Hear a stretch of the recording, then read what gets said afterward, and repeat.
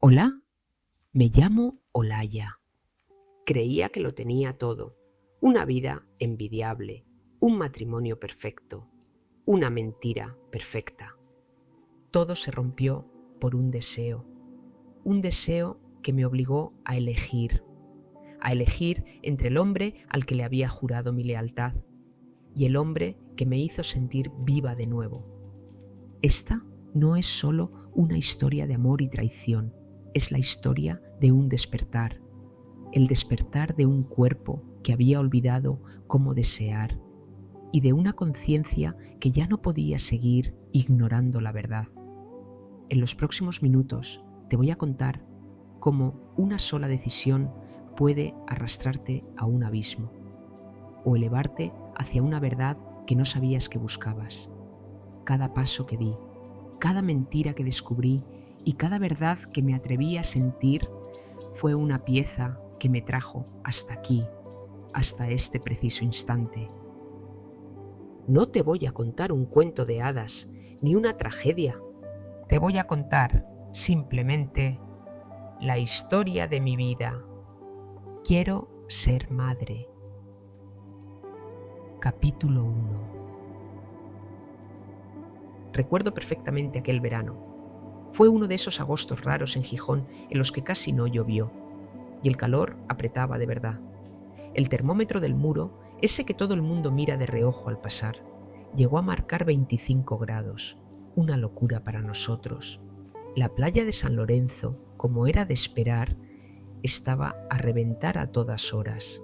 La gente se escapaba también a calas cercanas como La Ñora o Playa España, buscando un hueco en la arena.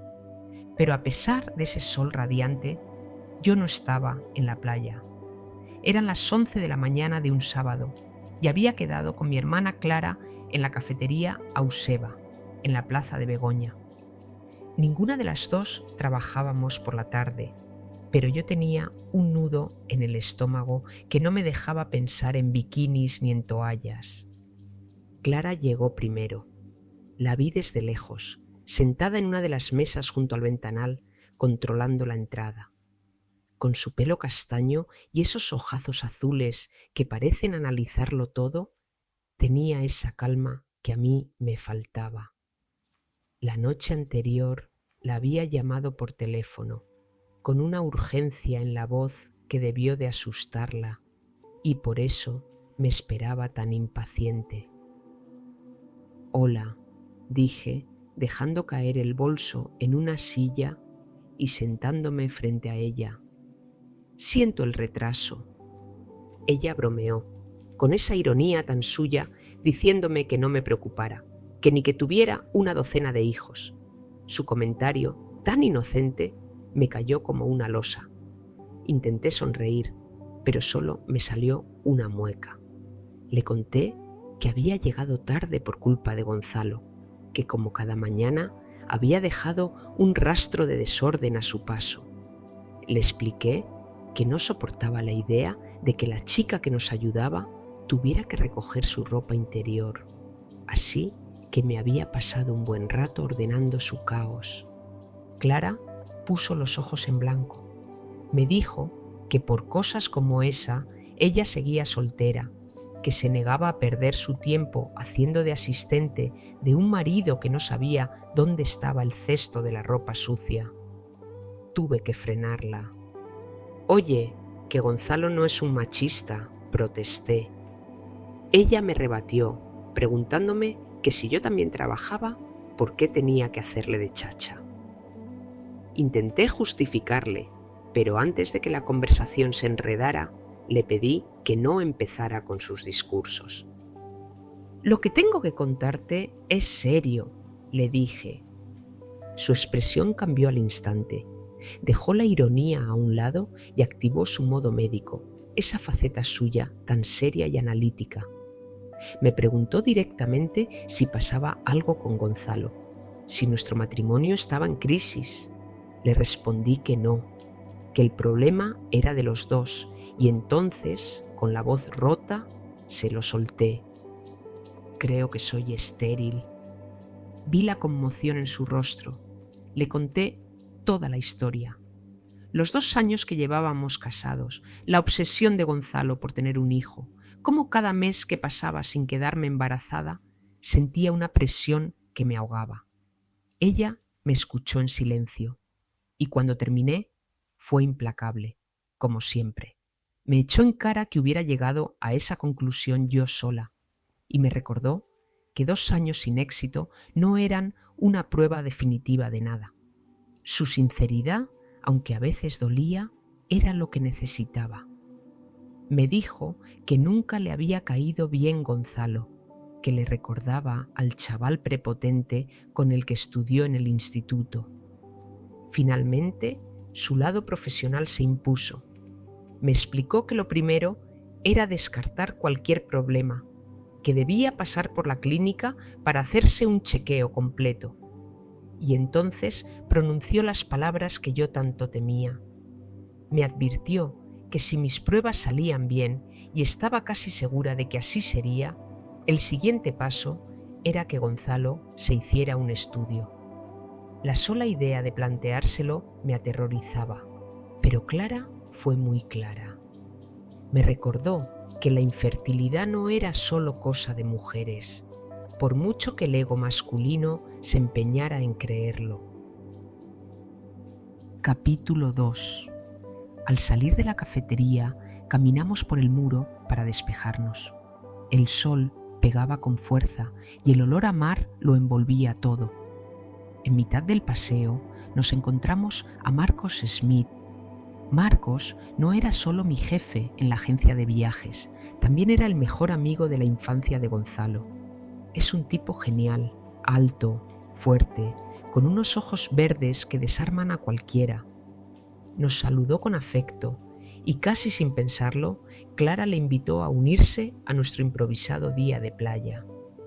Cruzamos hacia nuestra caseta y al poco rato estábamos los 3 tumbados en la arena. Clara se fue a dar un baño y Marcos y yo nos quedamos charlando. Me contó que su etapa en Gijón estaba llegando a su fin, que probablemente pediría el traslado definitivo a Madrid. Aunque me dio pena, lo entendí perfectamente. Marcos era un hombre de mundo, y una ciudad como la nuestra, donde todo el mundo se conoce, a veces puede resultar asfixiante. Recordamos viejos tiempos, la adolescencia que él compartió con Gonzalo, una época de la que mi marido siempre hablaba con nostalgia. Marcos me confesó, con una sonrisa triste, que nunca pensó que Gonzalo se casaría. Dijo que no le veía madera de hombre de familia, y entonces me miró y añadió que, en cualquier caso, se alegraba enormemente de que se hubiera casado conmigo. Su mirada era tan directa, tan cargada de significado, que tuve que apartar la vista, sintiendo cómo un calor que no era del sol me subía por el cuello. En ese instante, bajo el cielo azul de Gijón, sentí una conexión con Marcos que iba más allá de la amistad. La llegada de Gonzalo rompió el hechizo. Apareció sonriente, guapo, con una bolsa de papel con comida para todos. Me dio un beso y saludó a Marcos y a Clara. Por un momento vi la imagen de una pareja perfecta, de un día de verano feliz. Pero bajo la superficie, la conversación con mi hermana seguía resonando en mi cabeza, recordándome la mentira sobre la que se sostenía aquella aparente normalidad. 3 días después, estaba en la clínica. Clara y sus 2 socias me confirmaron lo que mi hermana ya sospechaba. No había nada en mi cuerpo que me impidiera ser madre. La noticia, que debería haberme llenado de alegría, me cayó como un jarro de agua fría. La pelota estaba ahora en el tejado de Gonzalo. Fue María, una de las socias, quien me llamó para darme los resultados definitivos. Me lo dijo con una claridad meridiana. Me confirmó que podía tener hijos sin ningún problema.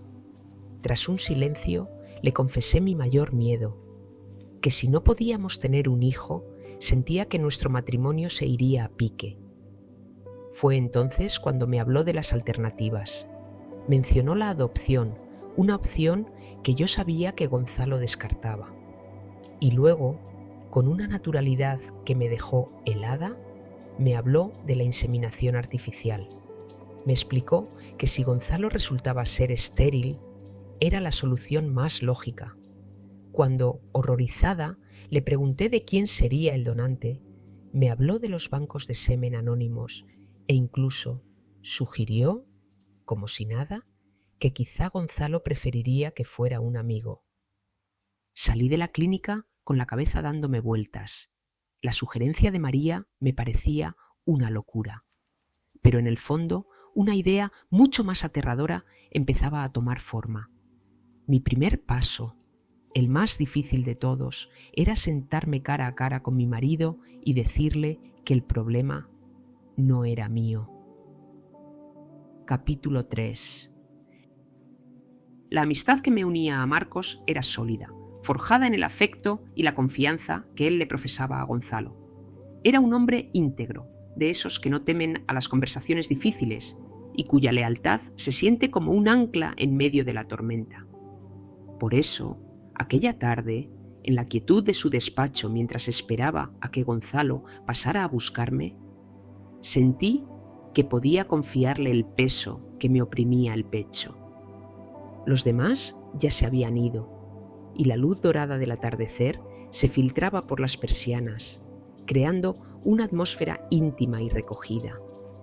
Para matar el tiempo, me había sentado de lado sobre el borde de su imponente mesa de madera, balanceando un pie calzado con una sandalia roja.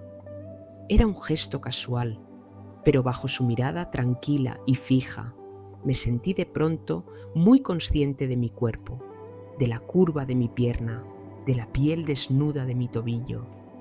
Había una corriente eléctrica en el aire, una tensión sutil que me erizaba la piel. Finalmente, rompí el silencio. Le conté que había ido al médico. Su preocupación fue instantánea. Quiso saber si me pasaba algo. Le quité importancia, diciéndole que no era nada concreto, pero le hablé de la creciente obsesión de Gonzalo por tener un hijo. Marcos rió suavemente, me dijo que le parecía una manía, que en su opinión un hijo era una responsabilidad inmensa y que si llegaba, bienvenido, pero si no, no había que hacer un drama de ello. Le confesé que Gonzalo no se conformaba y le pregunté si mi marido no le había comentado nada. Marcos, que era un maestro en el arte de pensar mucho y decir poco, admitió que a veces Gonzalo se lamentaba, pero que no le daba mayor importancia. Por mi parte, pueden venir cuando quieran, le dije, dando una larga calada a mi cigarrillo y expulsando el humo muy despacio, viéndolo danzar en un rayo de luz. No soy estéril. Vi la sorpresa cruzar su rostro. Me preguntó, asombrado, quién me había metido esa idea en la cabeza. Le expliqué que era una suposición mía, un miedo alimentado por la creencia popular de que, cuando una pareja no concibe, la culpa casi siempre recae en la mujer. Me rebatió con firmeza, asegurando que era una enorme equivocación, que el porcentaje de hombres estériles era muy alto.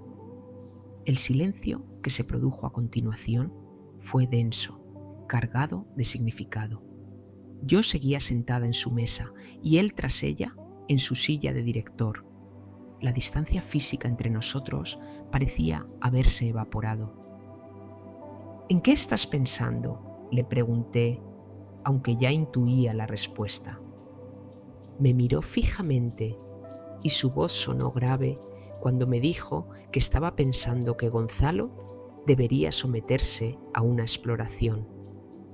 La sugerencia, tan lógica y a la vez tan sísmica, me dejó sin aliento. Me bajé de la mesa de un salto, sintiendo la necesidad de poner distancia. Le pregunté si pretendía que fuera yo quien se lo dijera. Negó con la cabeza con energía, explicándome que de ningún modo que esas cosas tan íntimas tenía que decirlas la mujer. Le pregunté entonces qué pensaba él, si creía que Gonzalo aceptaría. Pude ver una sombra de duda en sus ojos antes de que me asegurara que sí, que le costaría, pero que lo haría, sobre todo al saber que yo no era la causa de que no fuera padre. Justo en ese momento, la puerta se abrió. Era Gonzalo, quejándose del calor y la sequía. Entró, se acercó a mí y me besó. Un beso sonoro, casi una actuación. Marcos nos observaba sin parpadear desde su silla. Mi marido, ajeno a la tensión, le preguntó a Marcos si quería venir a cenar. Él declinó la invitación, aludiendo a un compromiso vago.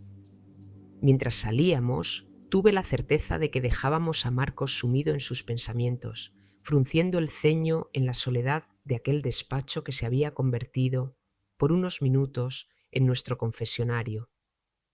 Esa noche, en casa, el ambiente era espeso. Gonzalo veía las noticias con un vaso de whisky en la mano.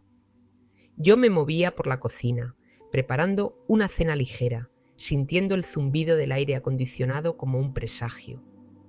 Cuando salí delantal, con una falda blanca con una abertura lateral y una camisa roja, se acercó a mí por detrás, me cogió por la cintura y empezó a besarme el cuello. «¡Para!», le dije, apartándome con suavidad. «Tenemos que hablar después». Su curiosidad se despertó al instante y me preguntó, con un deje de esperanza, si había descendiente a la vista. Le dije que no. Durante la cena, el silencio pesaba entre nosotros. Yo no podía dejar de pensar en lo que estaba a punto de hacer. Recordé el día que le conocí, 3 veranos atrás, en una fiesta en Sommió. El flechazo fue instantáneo. Recordé las advertencias de Clara, sus historias sobre su fama de picaflor, sobre su familia pija y venida a menos. Recordé nuestra boda, tan ostentosa por deseo de su familia, y cómo Clara y yo tuvimos que pagar la mitad de aquel banquete que mi hermana consideraba una farsa. Amaba a Gonzalo, o al menos amaba la versión de él que yo me había construido. Pero esa noche sabía que esa versión estaba a punto de romperse. Capítulo 4.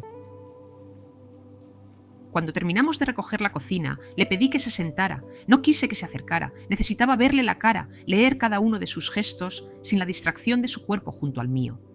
Mi seriedad le puso nervioso. Su primera reacción, tan típica de él, fue pensar que el problema era suyo.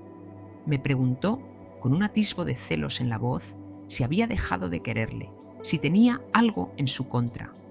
Le aseguré que no se trataba de eso. «Vaya, Olaya, di lo que sea», insistió. «Que fui al médico». Su rostro se iluminó de golpe, con una esperanza casi infantil que me partió el alma. Me preguntó si estaba embarazada. Negué con la cabeza. Le expliqué que me había hecho un reconocimiento exhaustivo para saber por qué no me quedaba en estado. «Si tú quieres tener un hijo, yo también, Gonzalo», le dije. Quiso saber el resultado. «Positivo», respondí. «No soy estéril. Lo raro, según el diagnóstico, es que no tenga ya 2». Parpadeó, procesando la información. Su primera salida fue intentar bromear, diciendo que entonces sería que no lo hacíamos bien. Le respondí, sintiendo un rubor en las mejillas, que yo entendía que lo hacíamos a conciencia. Quiso saber qué médicos me habían visto. Le dije que Clara y sus compañeras. A pesar de su antipatía por mi hermana, sabía que Gonzalo respetaba su profesionalidad.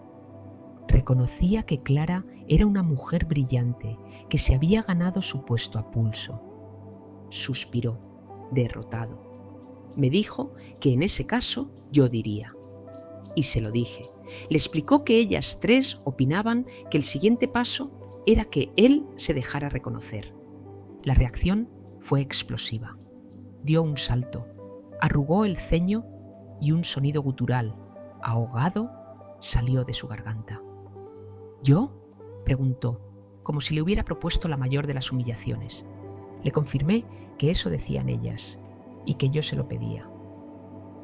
«Me gustaría saber a qué atenerme», le dije con toda la cautela que pude reunir, intentando no herir su orgullo. «Igual somos fecundos los dos, y es que no nos llegó el momento». Se aferró a esa última frase como a un clavo ardiendo. Era obvio que no quería ir, se le notaba en cada músculo tenso de su cuerpo. Pero también noté que, a pesar de todo, iría. Le aterraba que le tacharan de retrógrado, de hombre poco civilizado. Su imagen pública era más fuerte que su miedo. Noté su contradicción. Por un lado, me había estado culpando sutilmente, y ahora, acorralado, decía que 2 años no era tiempo suficiente para saber nada. Sentí que le sudaba la raíz del pelo cuando finalmente, con una seguridad forzada, me dijo que por qué no iba a ir. Me pidió que le citara con ellas. Se puso a fumar con fiereza, pero intentó que sus ojos sonrieran. Me sentí mal por él, por llevarle a ese extremo, pero no había otro remedio. Le dije que le citaría para la tarde siguiente. Su sorpresa ante mi rapidez fue evidente, pero se recompuso al instante. Se levantó, se acercó a mí y me abrazó con una fuerza que era casi un ruego. Me sentí emocionada. A pesar de lo que dijera Clara, Gonzalo era una gran persona. Estaba dispuesto a enfrentarse a aquello por mí, por nosotros.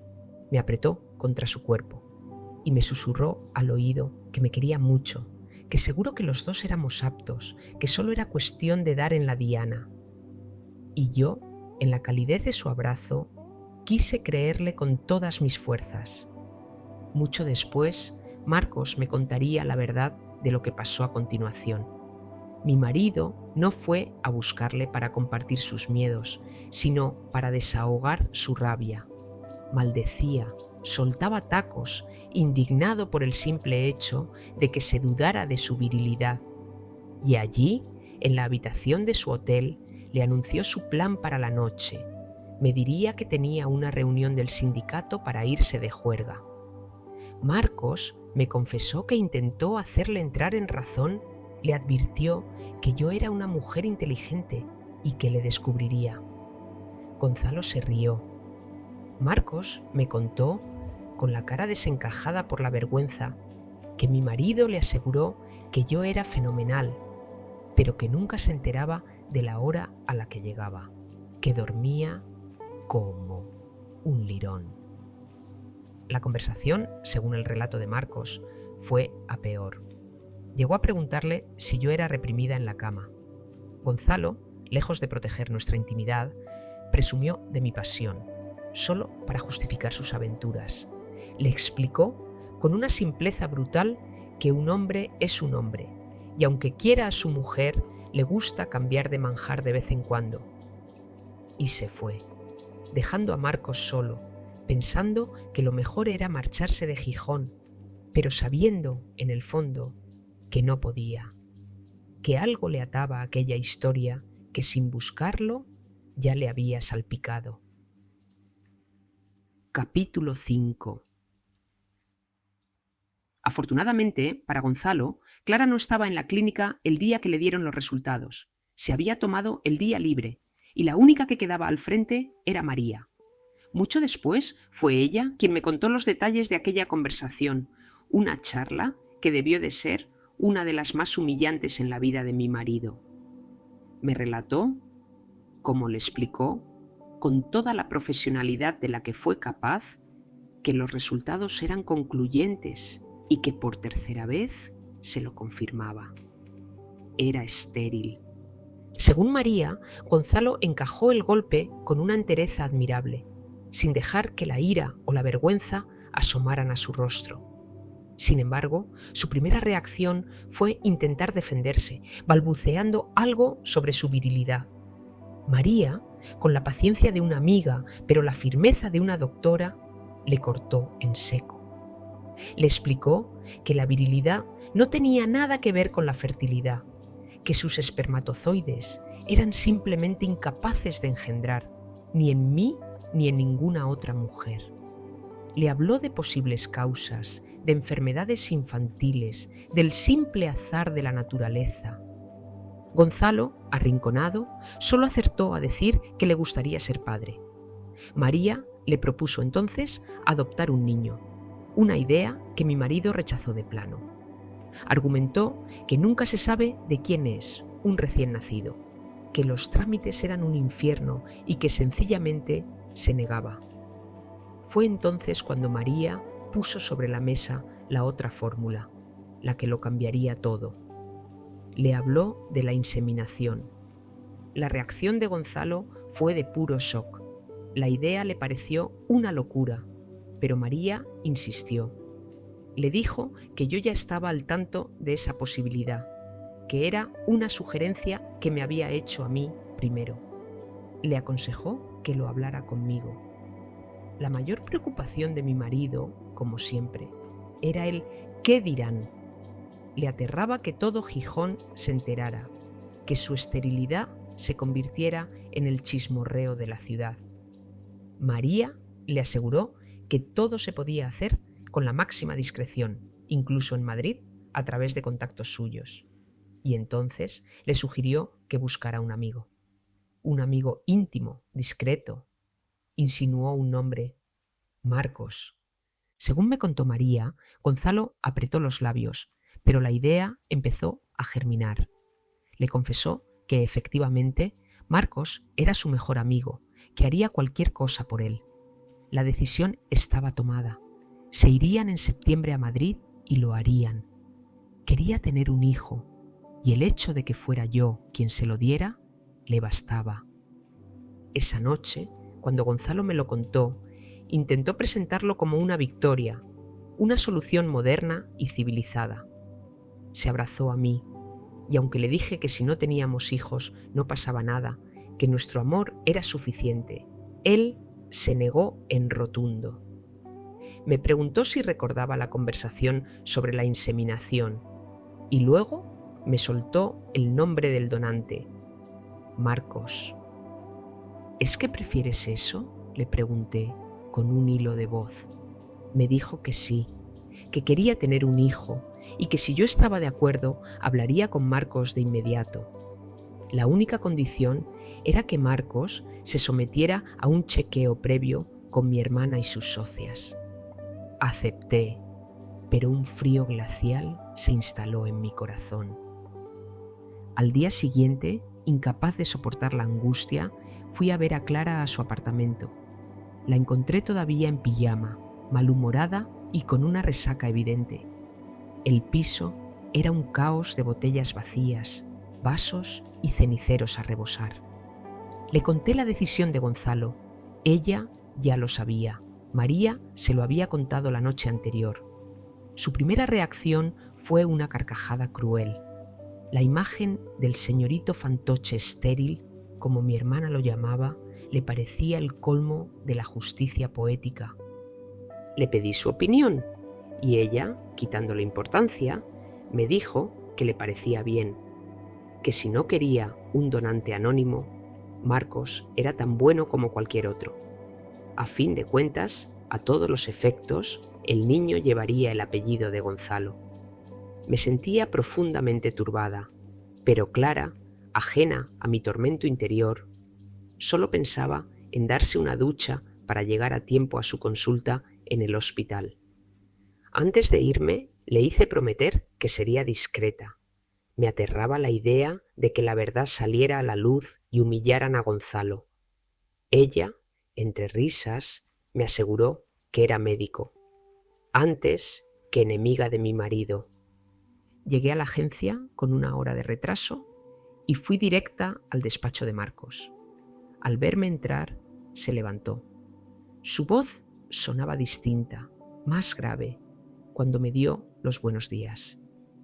Gonzalo piensa hablar contigo, empecé a decir nerviosa. Me interrumpió con un bostezo. Me contó que mi marido se había presentado en su hotel a las 7 de la mañana. Ya sabía lo que pretendía. ¿Y tú?, acerté a decir, sintiendo que me faltaba el aire. Me explicó que por amigos como nosotros se hacía cualquier cosa, pero entonces me miró fijamente y me preguntó si yo estaba de acuerdo. Le dije que sí. Quiso saber si hacía todo aquello solo por darle un hijo a mi marido, si tanto le amaba. Asentí sintiendo el peso de mi propia mentira. Afirmó entonces que no tenía inconveniente que le dijera a mi hermana que se sometería a su reconocimiento cuando ellas quisieran. «Me da vergüenza todo esto, Marcos», susurré.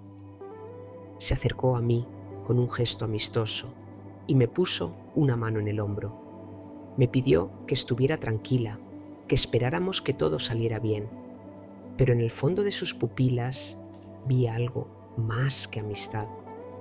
Vi una compasión tan profunda, tan íntima, que me hizo temblar. Capítulo 6.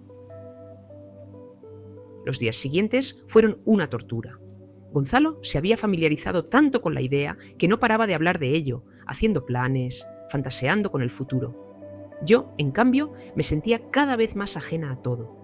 La situación me parecía artificial, sofisticada hasta lo grotesco. Una noche me anunció que Marcos ya tenía los resultados, que todo era positivísimo y que no pensaba esperar a final de mes. Nos iríamos a Madrid cuanto antes. Yo llevaba un pijama corto, de seda, y era consciente de que estaba atractiva, pero Gonzalo parecía no verme. Su mente estaba en otra parte. De hecho, a media conversación, se acordó de repente de que tenía una de sus fastidiosas reuniones sindicales. Me molestó, como siempre. Le pregunté por qué esas reuniones tenían que ser siempre de noche. Me respondió, con una lógica aplastante, que era porque de día trabajaban. Me dio un beso rápido, me dijo que no bebiera y que durmiera tranquila, que él llegaría cuando quedara libre. No volvió hasta el amanecer.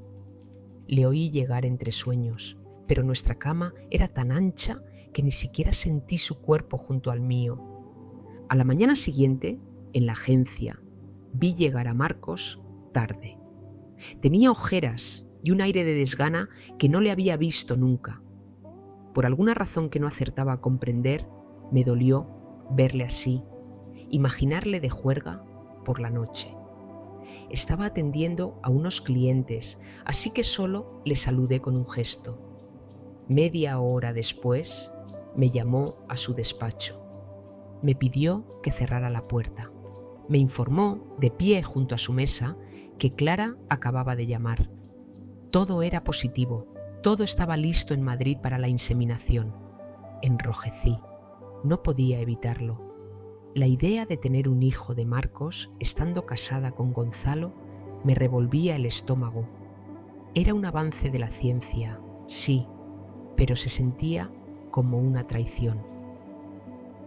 «Parece que dudas, Olaya», me dijo, y su voz era suave, comprensiva. Con él sentía la necesidad de ser sincera, una sinceridad que ya no encontraba con mi propio marido. Le confesé que no me hacía ninguna gracia, que hubiera preferido adoptar un niño.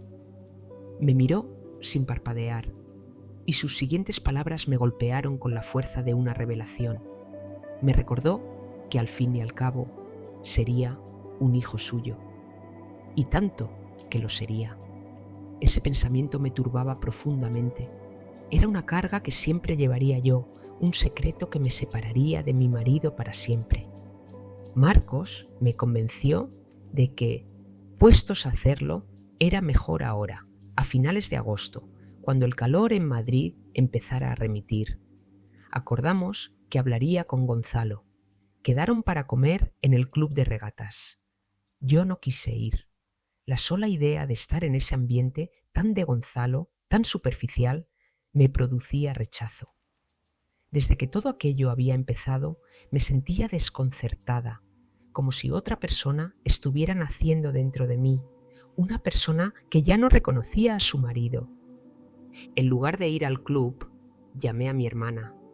Quedamos en la playa, en su caseta. Necesitaba hablar con alguien y, a pesar de su cinismo, Clara era la única persona en el mundo con la que podía ser yo misma. Nos tumbamos en las toallas, boca abajo, sin mirarnos. Fue ella la que rompió el silencio. Me dijo que lo soltara, que no me guardara las cosas dentro. Le confesé que yo, en su lugar, no lo haría, que en realidad no me moría por ser madre. Me respondió, con su lógica implacable, que entonces se lo dijera a mi marido. Pero no era tan fácil. No me atrevía a confesarle la verdad más profunda, que mis relaciones con Gonzalo se habían enfriado, que su presencia ya no me turbaba, que le veía como un hombre al que sin faltarle nada le faltaba todo. Si se lo hubiera dicho, Clara me habría aconsejado el divorcio sin pensárselo 2 veces. «No sé qué me pasa», murmuré. «¿Dentro de ti o con tu marido?», respondió ella, yendo directa al grano. «De las 2 maneras», admití. Clara suspiró. Me dijo que tuviera cuidado. Me explicó, con una crueldad nacida de la más profunda honestidad, que Marcos era un hombre que valía demasiado, guapo, trabajador, honrado, y que cuando una tiene a diario delante a un hombre de pies a cabeza y a un monigote, la diferencia, sin proponérselo, se empieza a notar. Sus palabras dieron en la diana con una precisión aterradora. Me quedé helada. Era eso. Era exactamente eso lo que me estaba pasando. Y encima, Gonzalo, en su ceguera, se empeñaba en que me inseminaran con el semen de Marcos, el hombre que estaba empezando a ocupar sus pensamientos, el hombre del que sin quererlo me estaba enamorando. El horror de aquella revelación me dejó sin palabras. Capítulo 7. Vivía en un estado de alerta constante, como si caminara por el borde de un precipicio. Tantas cosas estaban cambiando dentro de mí que me sentía incapaz de analizarlas. Huía de mis propios pensamientos, porque sabía que si me detenía a escucharlos, el mundo que había construido se vendría abajo. Pero la realidad era innegable. Mis sentimientos, mi vida y, lo que es peor, mi convivencia con Gonzalo se habían transformado en algo irreconocible. A mis 24 años creía tener la madurez suficiente para entender lo que me estaba pasando, pero la verdad era que me aterraba. Lo más grave no era mi propia confusión, sino la imagen que el espejo de mi mente me devolvía de mi marido. Empezaba a ver a Gonzalo como un monigote inmaduro, un niño grande jugando a ser un hombre. Y no tenía nada que ver con su esterilidad. Si él no estuviera tan ciegamente obsesionado con ser padre, yo habría sido feliz a su lado, sin hijos.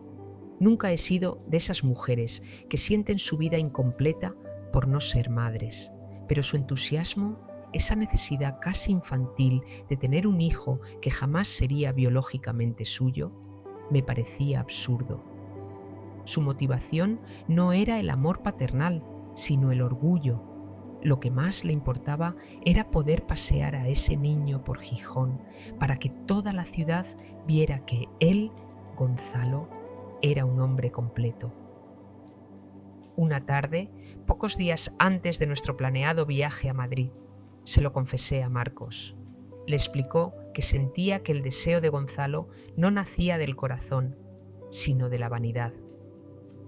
«Siento que no es por el hijo en sí», le dije, y las palabras me quemaban en la boca, «sino por demostrar a su gente que es todo un hombre. Y cuanto más intenta parecerlo, más crío e inmaduro me parece». Marcos me escuchaba, con los ojos casi cerrados, observándome a través de la rendija de sus párpados. Me pregunté cómo un hombre como Gonzalo, que se había quedado anclado en los 18 años, había podido enamorar a una mujer como yo. Marcos, que había vivido y conocido a mujeres de todo tipo, me veía como alguien especial, una mujer sensible e inteligente, virtudes que, según él, mi marido jamás había sabido apreciar. Intentó suavizar mi juicio, diciéndome que Gonzalo era un crío, sí, pero un crío bueno. Pero yo ya no estaba tan segura. En mi interior, la voz de Clara, esa voz que tanto me había esforzado por ignorar, resonaba con una claridad meridiana. Mi cuerpo también había empezado a hablar. En esos últimos días de agosto, la idea de irme a Madrid con ellos dos me revolvía el estómago. Cuando Gonzalo se me acercaba por la noche, cuando buscaba mi cuerpo, yo lo aceptaba por pura obligación. Hacer el amor con él se había convertido en un suplicio, una actuación gélida que me dejaba un regusto amargo en la boca. Me sentía mustia, muda, atrapada en un horror silencioso. Y lo peor de todo es que Gonzalo no se daba cuenta de nada. 2 días antes de marcharnos, Clara vino a verme. Sabía que Gonzalo no estaría, y mi hermana nunca perdía la ocasión de evitarle. Me encontró encogida en el sofá, y su mirada de médico no tardó en detectar mi angustia. Me dijo que aún estaba a tiempo, que si no quería someterme a la inseminación, no debía hacerlo. Me suplicó que no me sacrificara solo para que Gonzalo pudiera presumir de padre. Y entonces, en mi cabeza, surgió la verdadera y terrible razón de mi angustia. Lo haría, pero ya no por Gonzalo. Lo haría por tener un hijo de Marcos. La revelación fue tan brutal, tan cegadora, que sentí que me ahogaba. ¿Significaba eso que estaba enamorada de él? No me atreví a confesárselo a mi hermana. La quería con locura, pero conocía su veredicto. Me habría dicho que dejara a Gonzalo, que rompiera con todo. Y yo aún no estaba preparada para eso. La víspera del viaje, Gonzalo tuvo una de sus conversaciones de hombres con Marcos en el club de regatas. Mucho después, Marcos me contó que mi marido le había confesado que me notaba lejana, que hacía el amor como un autómata y que su conversación parecía aburrirle. Pero, lejos de preocuparse, lo achacó todo a mi nerviosismo por el viaje y el tratamiento. En su egocentrismo no cabía la posibilidad de que el problema fuera él.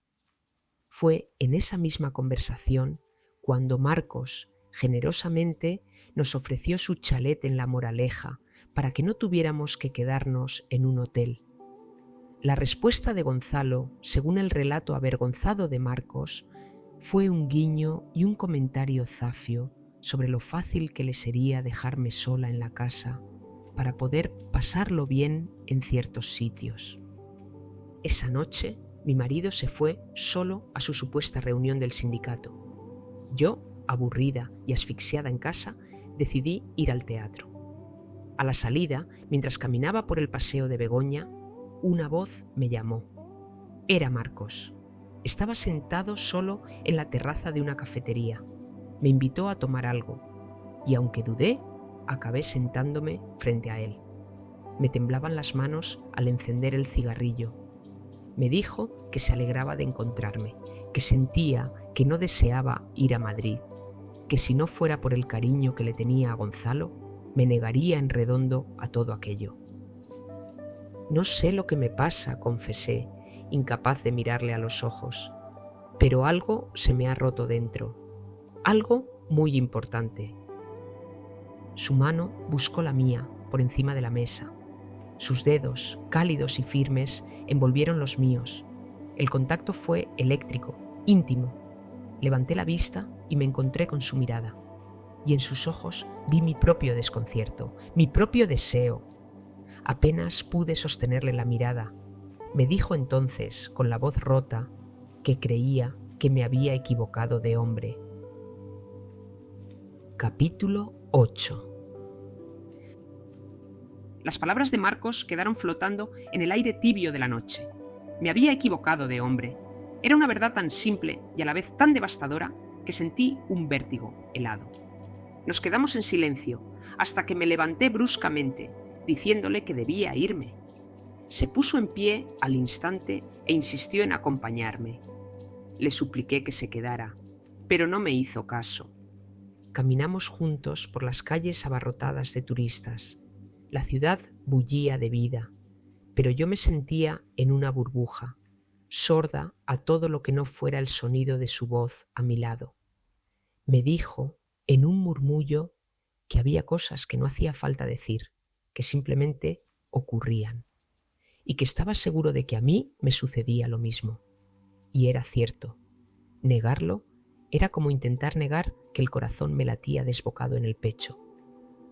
Gonzalo no merece esto, susurré, con la voz ahogada. No se lo haré. Marcos se detuvo. Me explicó que no me estaba hablando de una aventura, que yo jamás sería un pasatiempo para él. Me estaba hablando de romper con todo, de empezar de nuevo. Me sugirió el divorcio. La palabra me sonó a sacrilegio, a una locura imposible. Llegamos a mi portal. La entrada, larga y con recovecos, nos ocultó de las miradas de la calle. Me pegué a la pared del ascensor, sintiéndome atrapada. Marcos se plantó frente a mí, tan alto, tan imponente. Me dijo que en Gijón jamás me atrevería a romper con los prejuicios, con el qué dirán, pero que Madrid era diferente, un lugar donde la gente vivía su vida sin pedir permiso. Me recordó ese tópico que tanto había oído, que solo se vive una vez y que desperdiciar esa única oportunidad era el mayor de los fracasos. Y entonces lo dijo, que algo se había roto en mi matrimonio no por la esterilidad de Gonzalo, sino porque otro sentimiento más fuerte había nacido en mí, en los dos. Sus manos se posaron sobre mis hombros. Sentí un escalofrío recorrer mi cuerpo bajo su contacto. Me habló de la inmadurez de Gonzalo, de su incapacidad para valorar a la mujer que tenía a su lado. Me dijo que Gonzalo era un engreído que se amaba tanto a sí mismo que se olvidaba de amar a los demás. Yo intenté defenderle, balbucear que Gonzalo me amaba, que no era egoísta. Marcos sonrió, una sonrisa sarcástica y amarga que me heló la sangre. Y entonces, sin previo aviso, me atrajo hacia él. Me estrechó contra su cuerpo y sentí toda su fuerza, toda su virilidad, pero contenida en una delicadeza que me desarmó. Su boca buscó la mía. Intenté apartarme, pero mi espalda chocó contra la fría pared del ascensor. Y me besó. Me besó como nadie me había besado jamás, ni siquiera Gonzalo en sus momentos de mayor pasión. Fue un beso desesperado, hambriento, un beso que hablaba de todo lo que habíamos callado. Y yo, casi sin darme cuenta, abrí los labios y me entregué a él. Cuando nos separamos, oculté la cara entre las manos temblando. Me pidió que lo dejara todo, que desapareciera con él, que empezáramos una nueva vida. Apreté el botón del ascensor y cuando llegó, me despedí con un hilo de voz.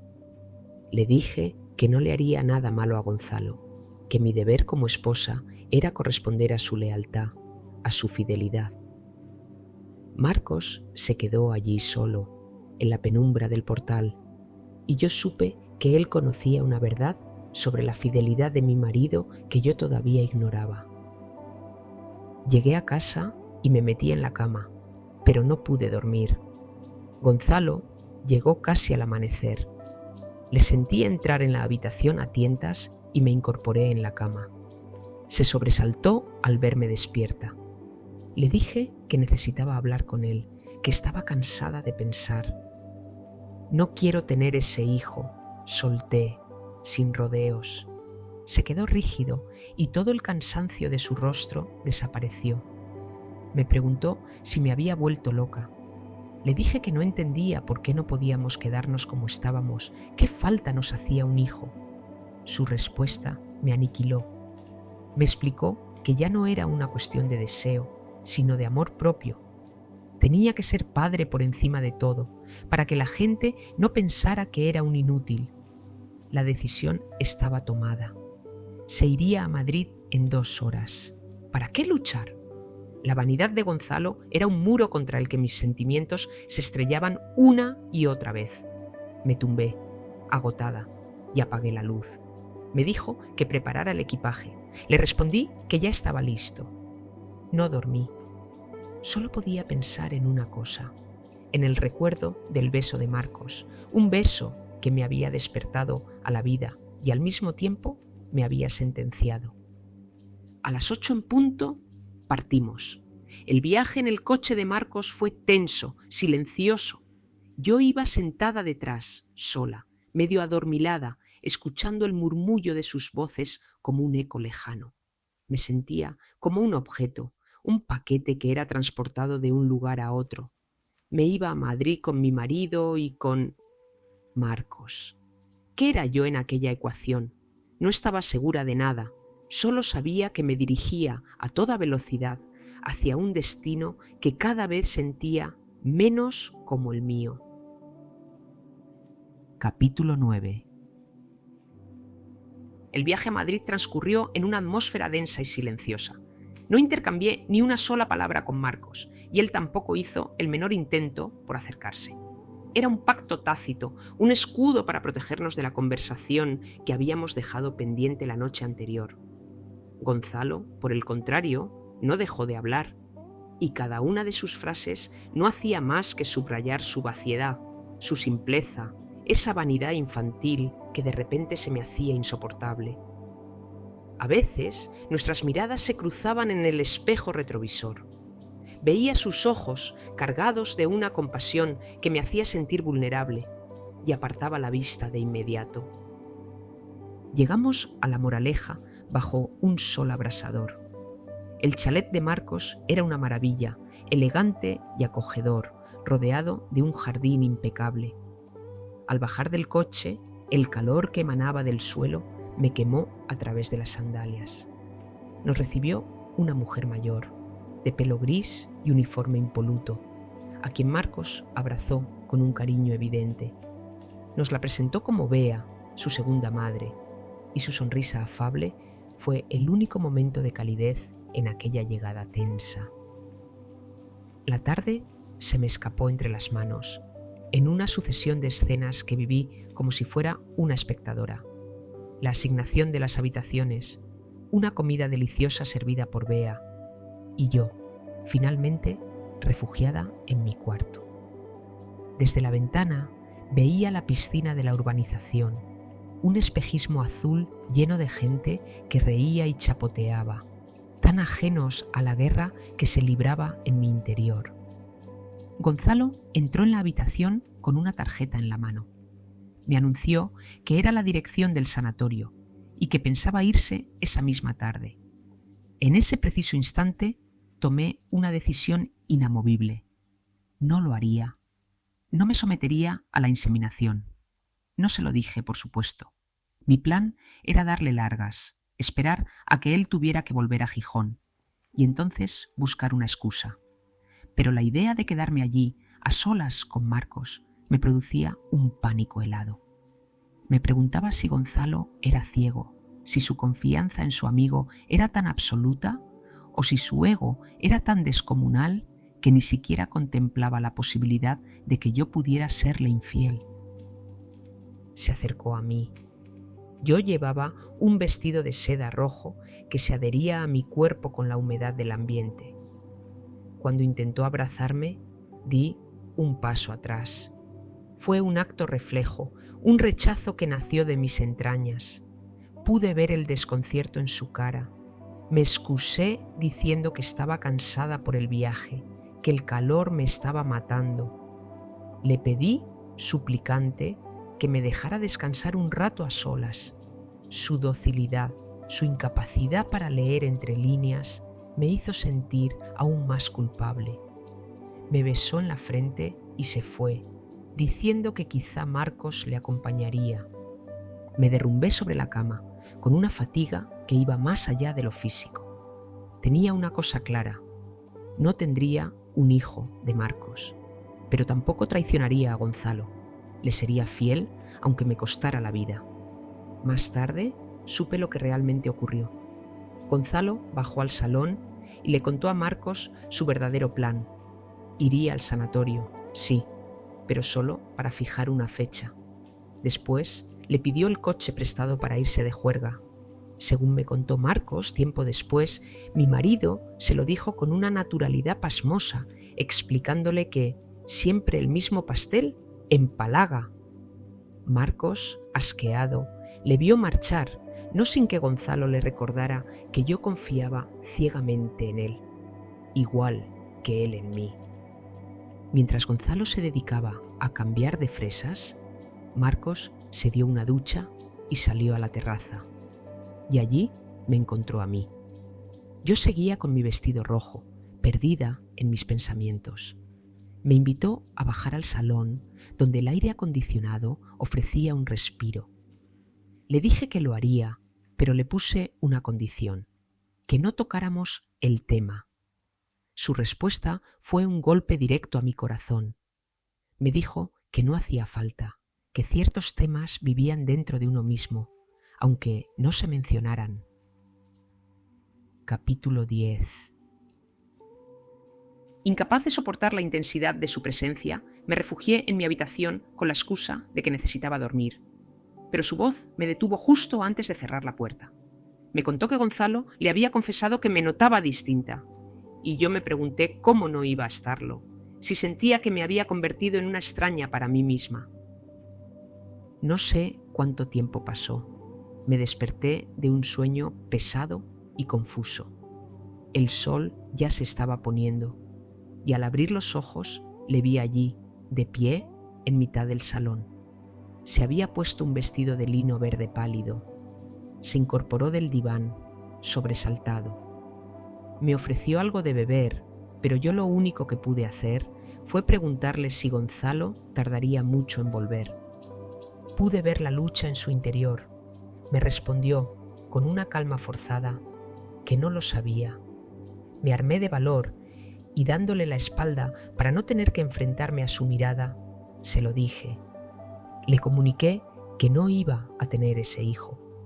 Sentí cómo se acercaba a mí por detrás, hasta que noté su calor, su respiración en mi nuca.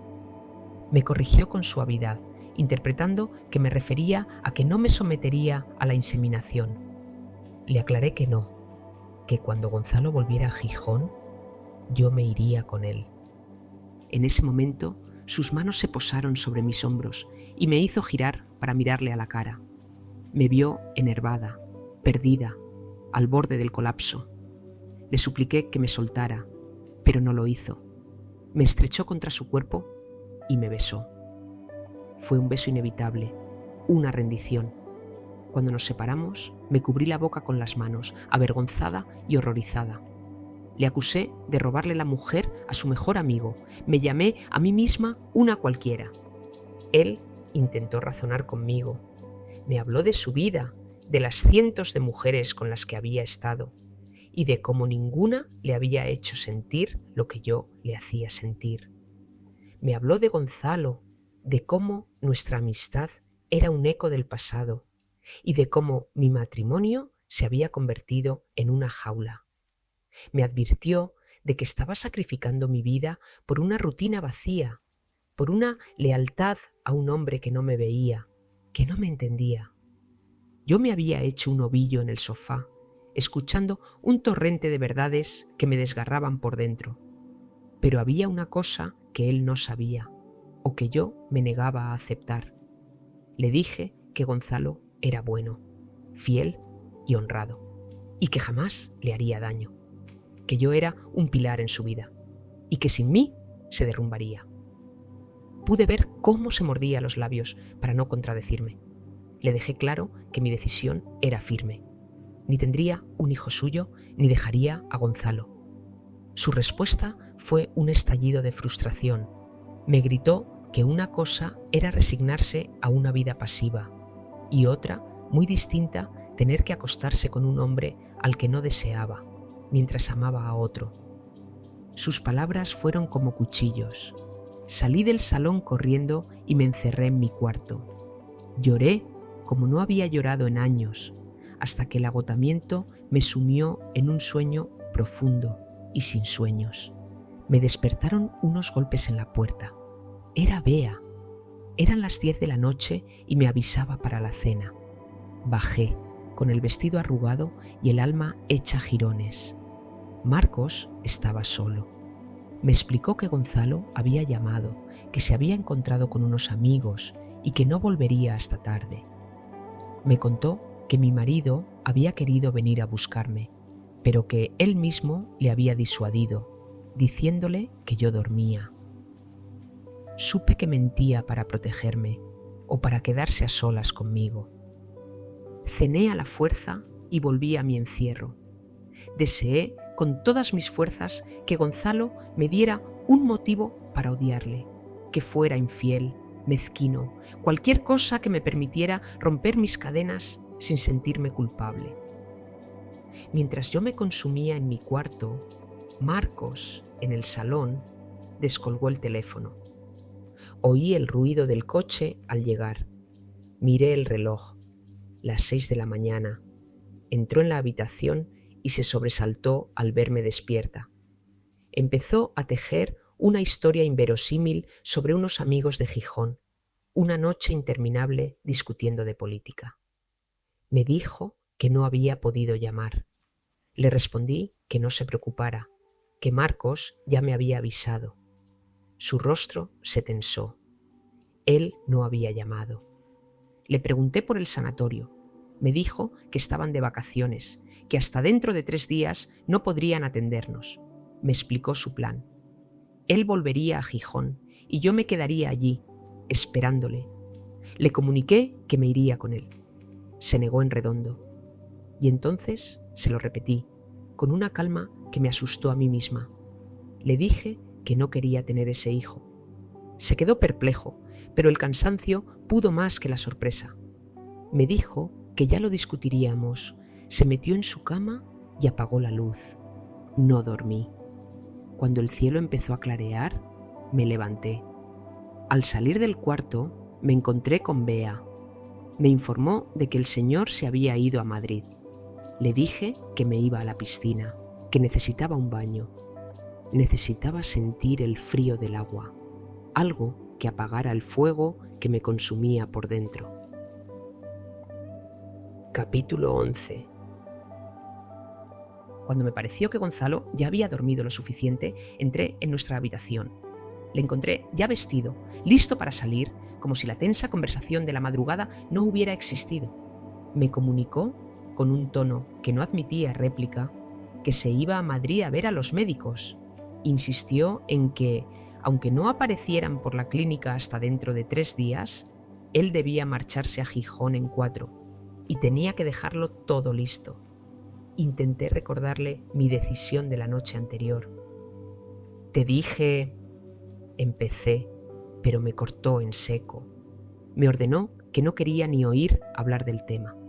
Su plan era inamovible. Yo ingresaría en la clínica en 3 días y él me dejaría allí instalada antes de volver a Gijón. Me sentenció que no regresaría hasta que no le aseguraran que estaba embarazada. Supe en ese momento que cualquier discusión era inútil. No lo haría, por supuesto, pero ya no tenía sentido malgastar mis fuerzas. Cuando llegara el momento, simplemente me iría con él de vuelta a casa. Le dejé marchar sin decir una palabra más. Pasé el resto del día deambulando por la urbanización, sintiéndome una prisionera en una jaula de oro. El atardecer teñía el cielo de tonos anaranjados, cuando, a lo lejos, vi un coche que me resultó extrañamente familiar aparcando junto a la verja. El corazón me dio un vuelco. Era Clara. Corrí hacia ella, abriendo la verja mientras le gritaba su nombre. Le indiqué que metiera el coche en el garaje. La vi maniobrar con su calma habitual y salir del vehículo. La abracé, asombrada, preguntándole qué hacía en Madrid. Su respuesta me dejó helada. Me dijo que venía a verme porque sabía que no iba a someterme a la inseminación y que sabía más cosas. Entramos en la casa. Bea, la gobernanta, apareció para saludarla, informándole de que el señor Marcos había avisado de su llegada y le había preparado una habitación. Clara, con una de sus sonrisas más amables, Le aseguró que no pensaba quedarse, que probablemente volvería esa misma noche. Cuando Bea desapareció, me encaré con ella en mitad del salón. La acusé de estar allí por Marcos, de venir a convencerme para que dejara a Gonzalo. «Nadie podrá convencerme», le dije, con la voz temblorosa de rabia. «Gonzalo no merece que yo le haga una canallada». Clara me pidió que me sentara, que dejara de gritar. Me aseguró que Marcos no iba a aparecer, que no lucharía, que esperaba su llamada para volver. Me explicó que, efectivamente, estaba allí porque Marcos le había contado nuestro dilema, pero que la mezquindad y la perversidad de la situación no eran las que yo imaginaba. Lanzó sobre mí una de sus miradas apabullantes, de esas que te obligan a callar y escuchar. Me explicó con una voz tranquila y mesurada que su desprecio hacia Gonzalo ya no se basaba en viejas rencillas de instituto, sino en algo nuevo, algo que había descubierto apenas unas horas antes. Me contó que Marcos la había llamado la noche anterior, desesperado, pidiéndole que hiciera ciertas averiguaciones en Gijón. Me dijo que, conociéndola, sabía que yo era una mujer de conciencia y que jamás sacrificaría mi vida por Gonzalo si él no fuera el hombre bueno y fiel que yo creía. Pero que si lo era, ella no movería un dedo, por mucho que me viera renunciar a mi propia felicidad. Pero Gonzalo no merece tu cariño, ni tu respeto, ni tu consideración, me dijo, y sus palabras eran como sentencias. Y me parece absurdo que, sabiéndolo yo, me quede de brazos cruzados mientras mi hermana sacrifica su existencia por quien no merece ni un vaso de agua. Sacó una carpeta de su bolso y la dejó sobre la mesa. Me explicó que Marcos sabía todo lo que iba a contarme desde el principio y que su silencio, lejos de ser cobardía, había sido un acto de lealtad hacia un amigo que no lo merecía. Me contó que las famosas reuniones del sindicato de mi marido eran una farsa, que Gonzalo no pertenecía a ninguna organización, que en el banco su trabajo era puramente administrativo. Y entonces abrió la carpeta. Dentro había documentos, extractos de tarjeta, reservas, pruebas irrefutables. Me explicó, con una crudeza que me dejó sin aire, que esas ausencias nocturnas no eran reuniones, sino visitas a pisos de Gijón que yo conocía perfectamente de oídas, lugares donde se vendía sexo. Me dijo que mi marido, el hombre por el que yo estaba dispuesta a renunciar al amor de mi vida, me engañaba desde el principio, y que Marcos, en su época de soltero, le había acompañado alguna vez hasta que yo aparecí en su vida. Me contó que la juerga de Gonzalo de la noche anterior no había sido con amigos de Gijón, sino en uno de esos mismos pisos. «Le va la marcha, chica», me dijo Clara sin rastro de ironía, pese a ser estéril, o quizá por eso. Cogí aquellos papeles, leía y releía, y las piezas del puzzle de los últimos 2 años encajaban con una precisión dolorosa. Las llegadas de madrugada, el olor a perfume barato, las excusas inverosímiles, todo cobraba un nuevo y terrible sentido.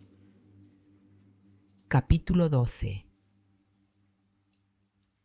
No lloré, tenía los ojos muy abiertos, asimilando una verdad que en el fondo quizás siempre había sospechado. El santo varón por el que iba a sacrificar mi felicidad era una mentira. Clara se levantó.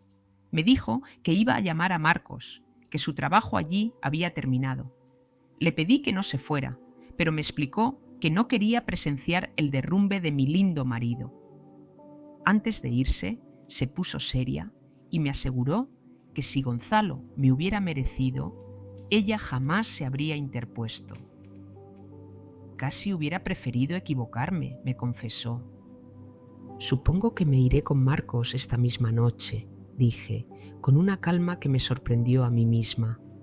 Me respondió que haríamos muy bien. Me aconsejó que me divorciara, que me casara cuando pudiera y que nunca, nunca renunciara a quien me amaba y me respetaba, de verdad. Me dijo que Gonzalo se había ganado a pulso su soledad. Agitó la mano a modo de despedida y su coche desapareció por la avenida. Apenas se había marchado cuando vi entrar el coche de Marcos por la otra esquina. Saltó del vehículo y llegó al salón, sofocado, sin aliento.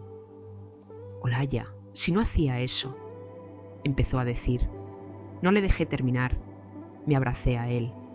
Necesitaba su calor, su apoyo, la solidez de su cuerpo. Nos apretamos el uno contra el otro y nuestras bocas se buscaron con una urgencia desesperada. Aún tenía los documentos en la mano. Le pregunté, entre besos, si él lo sabía, si siempre lo había sabido. Me confesó que sí, que lo supo al volver a Gijón y encontrarle casado conmigo. Me contó que Gonzalo le había llevado a aquellos pisos y que se dio cuenta de que mi marido era un cliente habitual.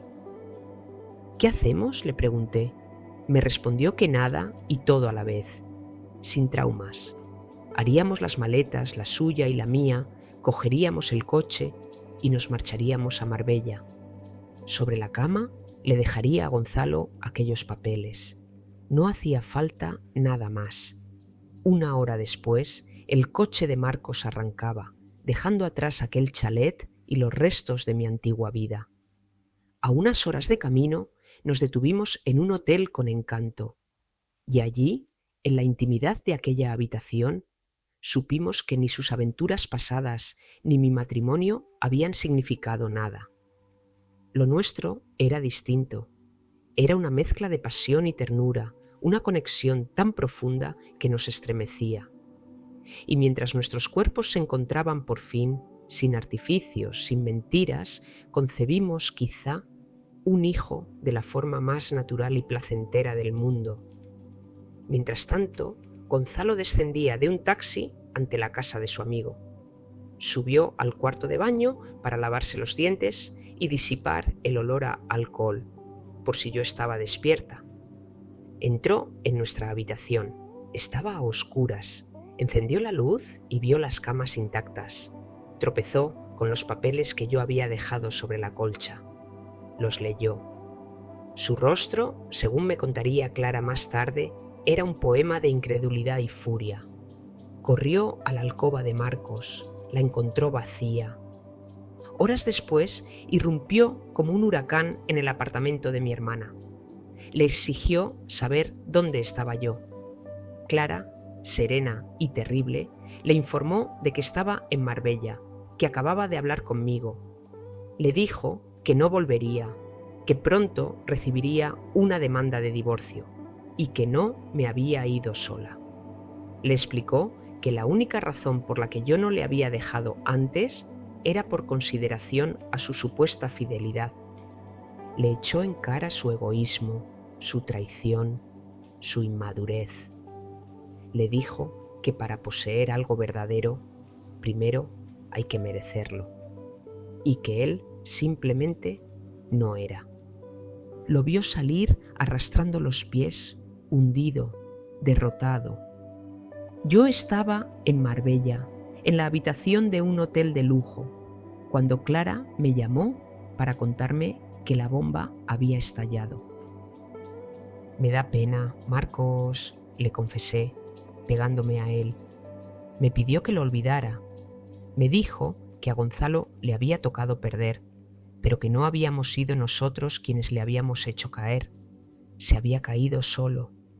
Y entonces, mirándole a los ojos, lo supe y lo dije en voz alta, dejando que la verdad saliera por fin. «Pienso que nunca le amé, Marcos, no como te amo a ti». Me besó con una lentitud infinita. Afuera, la brisa cálida del anochecer entraba por la ventana. Nuestro futuro acababa de empezar.